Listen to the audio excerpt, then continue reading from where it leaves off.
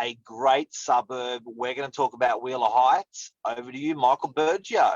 Good morning, everyone. Welcome to Morning Minutes, episode 435. This morning, we're going to be talking, for one, going to be looking at a great suburb on the northern beaches called Wheeler Heights, but also allowing you to take the points or how we look at a suburb, judging its success and some good characteristics of it, and then you may be able to apply that to a suburb that you're looking at buying to judge as well. So I'm just going to Wheeler Heights. Do you want to give the brief description where Wheeler Heights is, Mark? And I'll just share the screen. Yeah, so, and look, I think before we go into data, Michael, okay, why the attractions of a suburb are really, really important to the value of that suburb. And, you know, there's things that are not so obvious than the things that are super obvious, like schools and ocean and beach and shops and lakes and whatever that is. We're going to by using Wheeler Heights, you're going to see some of the examples of why that's a great suburb for us on the northern beaches. And like Michael was saying, you're going to apply those things, overlay them onto where you are at the moment. So it's where Wheeler Heights so there's 35 suburbs, 40 suburbs on the northern beaches. Wheeler Heights is actually inland, one suburb inland from the beach. So you've got Coleroy Plateau, then you've got Wheeler Heights sitting in there. Even to topography, I think it's pretty important for a suburb. The more people love a level block, but people do love an aspect as well. So if you can achieve, this is sort of a slightly hilly sort of area, but it's denoted. But you've got the Narrabeen lakes around it as well. Then you've got your beach to the east, your lakes to the north. You've got your shops, which is really important, and schools and stuff for a suburb. Through there, so there you go. You got your commercial industry, so bit of industrial sort of for key workers and stuff there as well.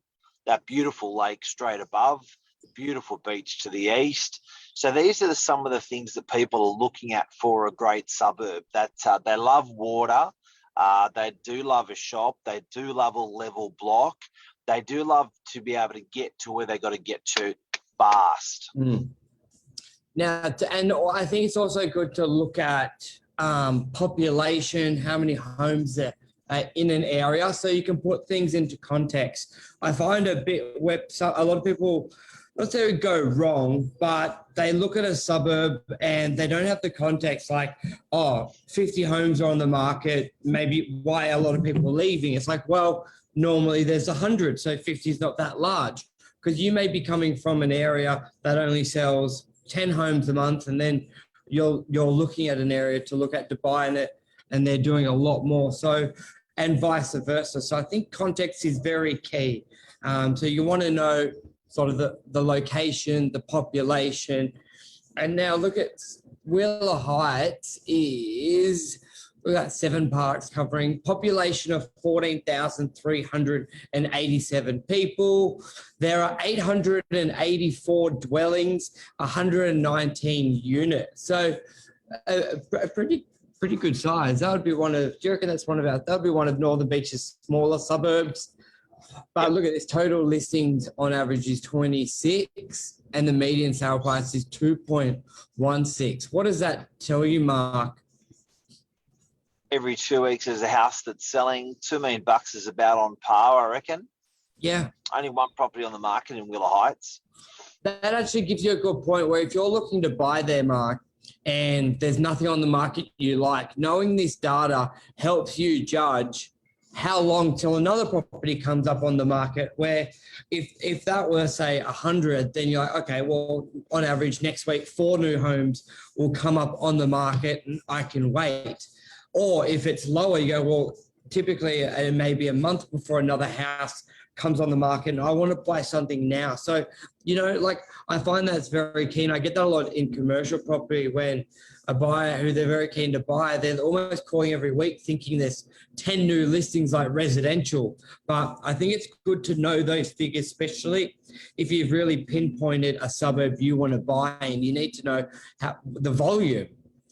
And because as we've said on many shows, Mark, sometimes when there's more listings on the market, you've got more choice, which can mean a little bit more aggressive on price compared to a suburb with not many listings. So, guys, if you just tuned in, we're talking about how to identify a great suburb and the characteristics. We're using as an example Wheeler Heights on the northern beaches. Michael, you know what another one is about? I think about a great suburb. Topography, obviously, being level is nice. People love having a level entry to their home. They love having an entry yard. Another thing, in addition to that, is a dirty suburb. Sometimes what people actually have is, how do I say it? They got commercial, industrial, smoke, trucks and stuff going through their suburbs. So I think often if you can get away from that a little bit, that is an advantage as well if you're not in a dirty suburb.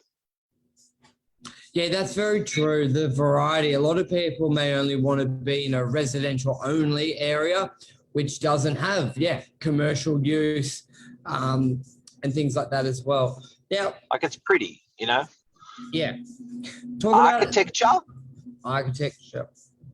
You know, like if you got a suburb that's like full of, different suburbs. Some of them have a lot of Hampton homes. Some of them have a lot of sort of one-story homes, a lot of two-story homes.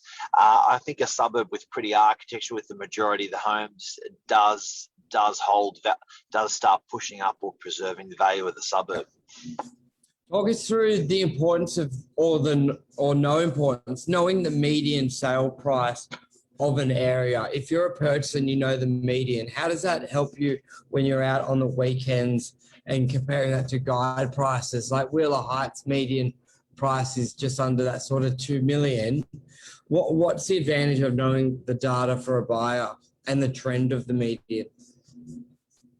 Look, I think if you can have a fair drive through that suburb and say, look, the representation of this suburb is generally one level homes. This is not Wheeler Heights, but I'm just saying generally one level homes, 3 bedroom is generally what's in the area. And then you've got that median price available to you, then you can generally say, okay, well, if the median price is 2.1, then generally, and an agent's guiding to me 1.6, I know that's out. Yeah. Okay.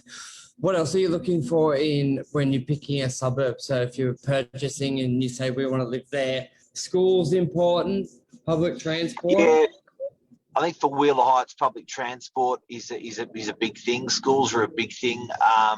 Do you know what? Education for your kids, and the Chinese do this a lot in all the Asian cultures, I should say, but they really do weight and importance on the education of their kids, so much so that they actually move to an area for a school, for a primary school and for a secondary school, more so a secondary school. University, the kids are a bit older, they sort of don't mind, give them a car and they can travel, but certainly for those younger years, that sort of, 6 years of age all the way through to 17, school's super important, having the right type of acumen of level of education.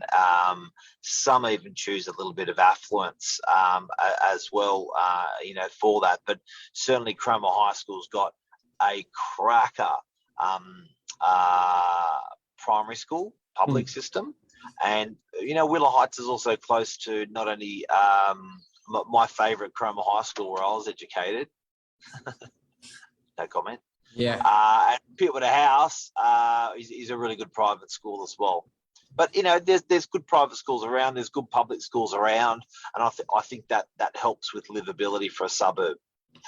And Mel said Bella Vista Waters versus Bella Vista median price is 1.7 versus 2.7, all due to the architecture.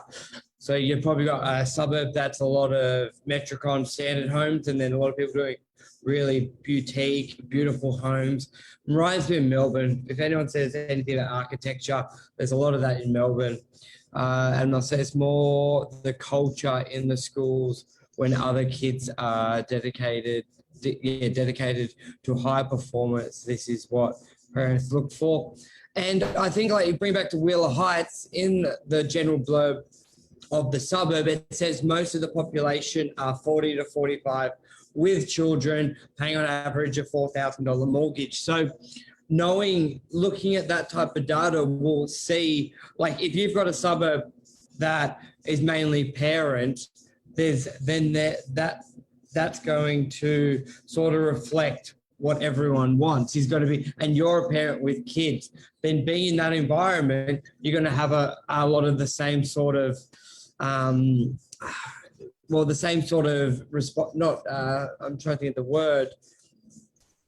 Not responsibilities, wants, maybe closer to public transport, having better walking paths to and from school, better quality bus stops. So if you've all got children, you're going to care about if there's more pedestrian crossings, access and direct transport to the school. If you're in a suburb that mostly has teenagers, they're not worried. They're not going to have been asking council to put in extra bus routes from that suburb closer to the school, because not everyone's around wanting the same things. So I think if you've got kids and you look at a suburb like Wheeler Heights, which are predominantly parents with kids, then you're all having those, the area is going to have the same wants.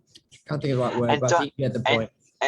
And don't forget, every suburb, what people don't realise, and guys, we're just talking about identifying your suburbs with property prices and stuff like that. Don't forget there's a word that I invented.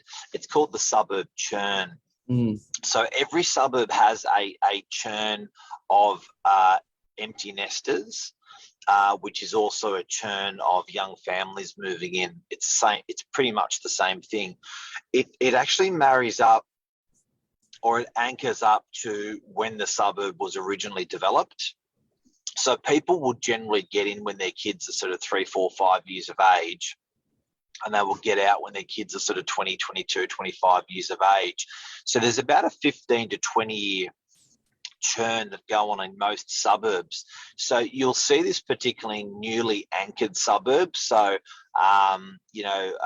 where there's big estates, and then you'll see all the young families move in, and then you'll see all the houses get old equally, and then they all start getting the renovations equally.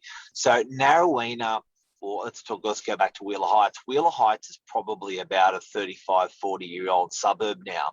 It's gone through 2 churns. So it's actually now coming out of its last churn. So what you'll actually start to see with that suburb is, see how you notice the average age was 44? Yeah. You'll notice that average age will start creeping up. Then you'll actually notice it'll start creeping back down. Then it'll start. So it always does that. You'll start noticing all the houses getting renovated. With when all the young families come in, kitchens, bathrooms, and you'll start noticing these houses age as the old families stay in there. So there will be suburbs that will go through this churn that I'm talking about. Like Haberfield and those other places in suburbs, you see a lot of the oldies, and then the oldies sell, and all the Audis turn up, and the European cars, and then they're doing kitchens, bathrooms, second stories, and funky stuff. So suburbs do go through churn, and if you want to understand your suburb in Sydney a little bit more, understand that. Well, it's a good point. It says the average length of owners in Wheeler Heights is 14 years, which really goes with what you're saying. So it's good to see that with suburbs. Owner occupiers are 90% as well. So there's some key things to really test out. Okay. Yeah, I think that's a good testament to a good suburb as well, Burge. I think if it's more owner occupied than tenants is, I think you'll find that people will tend to spend a bit more money when they live there rather than when they rent there. So the quality of homes and the love that's gone into those homes, and probably the longevity of those families in those areas is very good. A tenancy may last for 2 to 4 years, but you can see an owner occupying as lasting for 14 years. You've probably got better more long-standing neighbours. Yeah, very true. All righty. Anything else you want to add on to that this morning, Mark? that's a bit about Wheeler Heights. That's a really good snapshot on how to identify your suburb. I love talking about our Northern Beaches suburbs as well, so everyone can understand them a little bit. Around it, you got Colorado Plateau, you got Narrowena, you got DY, you got Narrabeen. It's a really cool place to live. But yeah, I love talking about our locations and why they're good. Awesome. All right. Thank you, everyone. See you tomorrow morning. See you, Mr. Burjo. Bye.